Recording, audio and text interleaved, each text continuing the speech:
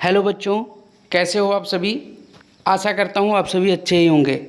बच्चों, आज हम पढ़ने वाले हैं कक्षा 10 की विज्ञान। और इस विज्ञान में हम पढ़ेंगे जंतु विज्ञान।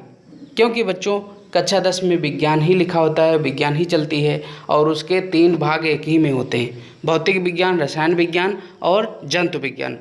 ठीक है, तो ये आपका अध्याय है 6, जैव प्रक्रम। बच्चों, जैव प्रक्रम क्या है? सबसे पहला सवाल हमारा ये, जैव प्रक्रम क्या है? जीवों में होने वाली समस्त क्रियाएं, अर्थात वह समस्त क्रियाएं जो हमारे शरीर में अनुरक्षण का कार्य करती हैं, जैव प्रक्रम कहलाती हैं। देखेंगे बच्चों, जैव प्रक्रम जो है, इसमें जैव का मतलब अलग हम समझेंगे और प्रक्रम का मतलब अलग समझेंगे।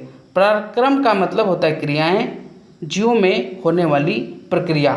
ठीक है, और जैव का मतलब होता है सजीव या जीवित। ठीक है, जो सभी प्रकार की क्रियाकलाप करते हैं वो जीव कहलाते हैं या सजीव कहलाते हैं। ठीक है, और प्रक्रम का मतलब होता है क्रियाएं, यानी जीवों में होने वाली जो क्रियाएं हैं वो एक प्रक्रम होता है। ठीक है, आशा करता हूँ इतनी बात समझ में आ गई होगी। अब आगे चलते हैं, देखते हैं क्या है। आप समझेंगे बच्चों कि ये जो जैव प्रक्रम हमारा पाठ है, अध्याय है, इसको हम लोग सबसे पहले पोषण पढ़ेंगे, फिर श्वसन पढ़ेंगे, फिर वाहन पढ़ेंगे, लास्ट में उत्सर्जन पढ़ेंगे। यानी कि इसमें आपके 4 अध्याय शामिल हैं। ठीक है, ये 4 टॉपिक बहुत बड़े बड़े हैं, इनको ध्यान से पढ़िए, मन से पढ़िए। ठीक है, ताकि आपका कोई भी कॉन्सेप्ट अधूरा ना रहे। परीक्षा की दृष्टि से ये बहुत ही महत्वपूर्ण अध्याय है, क्योंकि यहाँ से हर साल क्वेश्चन बनते हैं। दो से तो कम बनते ही नहीं, 2 से अधिक ही बनते हैं। ठीक है, तो इसको ध्यान से पढ़िए। अगला हमारा है, हम पढ़ेंगे सबसे पहले पोषण। पोषण को कवर करेंगे। पोषण क्या है बच्चों? भोजन को अंतर्ग्रहण करने की क्या है? प्रक्रिया है। पोषण क्या है? भोजन को अंतर्ग्रहण करने की प्रक्रिया है। अगर इसकी परिभाषा की बात की जाए तो सजीवों द्वारा भोजन को ग्रहण करना, भोजन का अवशोषण करना व शरीर के अंगों के मरम्मत व अनुरक्षण का कार्य करना पोषण कहलाता है। पोषण के आधार पर जीवों को 2 भागों में बांटा गया है। देखते हैं बच्चों,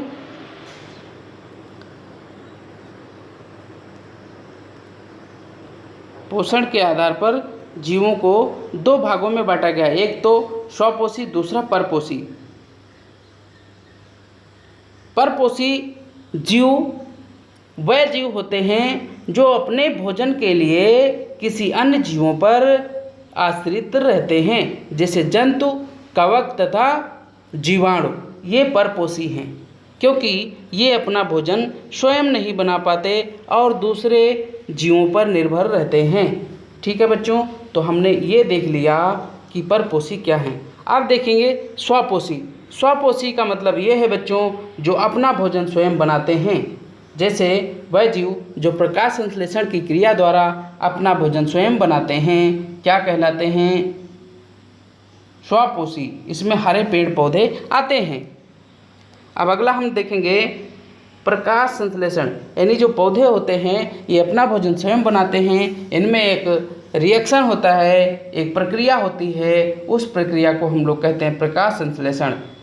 पेड़ पौधे सूर्य के प्रकाश की उपस्थिति में वायुमंडल में उपस्थित कार्बन डाइऑक्साइड व जल की सहायता से क्लोरोफिल में अपना भोजन बनाते हैं, जिसमें ऊर्जा संचित रहती है। ये एक समीकरण है बच्चों, ये देखिए C6CO2 यानी गैस है, कार्बन डाइऑक्साइड, और 12H2O यानी H2O का मतलब जल, और क्लोरोफिल की उपस्थिति में सूर्य के प्रकाश में पेड़ पौधे क्या करते हैं? ग्लूकोज बनाते हैं। ठीक है, और ग्लूकोज बनाते हैं, उस दौरान आपका ऑक्सीजन मुक्त होती है और जल वाष्प निकलती है, 6O2 + 6H2O। ठीक है बच्चों, अब आपको बता दें कि यहाँ पे प्रकाश संश्लेषण के लिए आवश्यक सामग्री क्या क्या है। पहला सूर्य का प्रकाश चाहिए, दूसरा क्लोरोफिल चाहिए, तीसरा कार्बन डाइऑक्साइड चाहिए, और चौथा जल चाहिए, और 5वां खनिज लवण चाहिए। तभी पौधे अपना भोजन स्वयं बना पाएंगे। आप देखते हैं बच्चों कि प्रकाश संश्लेषण के लिए आवश्यक कच्ची सामग्री पौधा कहाँ से प्राप्त करता है। तो पहली बात, जल। पौधों की जड़ें भूमि से जल प्राप्त करती हैं। दूसरा, CO2, पौधे इसे वायुमंडल से रंध्रों द्वारा प्राप्त करते हैं। अगला है क्लोरोफिल।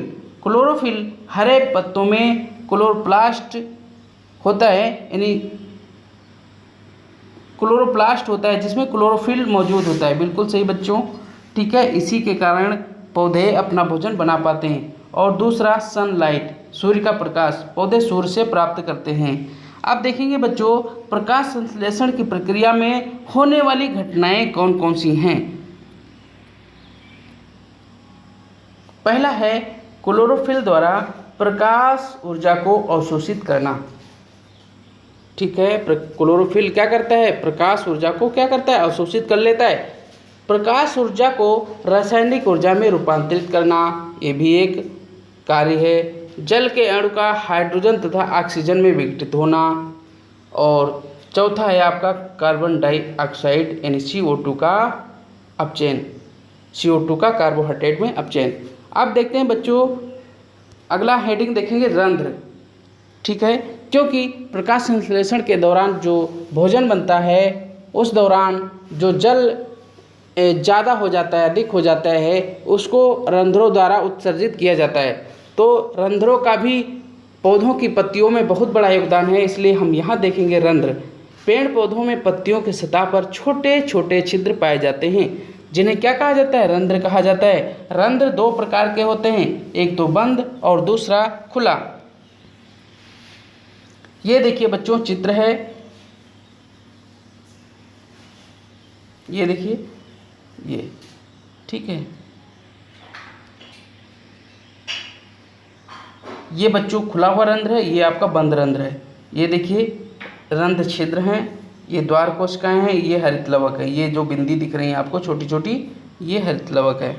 अगला देखते हैं बच्चों, रंध्रों के कार्य देखते हैं। रंध्रों के कार्य क्या है, बहुत इंपॉर्टेंट है। प्रकाश संश्लेषण की प्रक्रिया के दौरान इन छोटे छोटे छिद्रों से गैसों का आदान प्रदान होता है, पहला कार्य। दूसरा कार्य, वाष्पोत्सर्जन की प्रक्रिया के दौरान जल का बूंदों के रूप में अवशोषित करना रंध्र का कार्य है। ठीक है बच्चों, तो आशा करता हूँ वीडियो आपको ज़रूर अच्छा लगा होगा, समझ में भी आया होगा। ठीक है, इसके साथ साथ आप वीडियो को लाइक करें, कमेंट करके बताइए वीडियो कैसा लगा आपको। चैनल को सब्सक्राइब करें और अपने दोस्तों में भी शेयर करें। मेरे साथ बने रहने के लिए बहुत बहुत धन्यवाद। मिलते हैं नेक्स्ट वीडियो में, तब तक आप स्वस्थ रहिए, मस्त रहिए। जय हिंद बच्चों।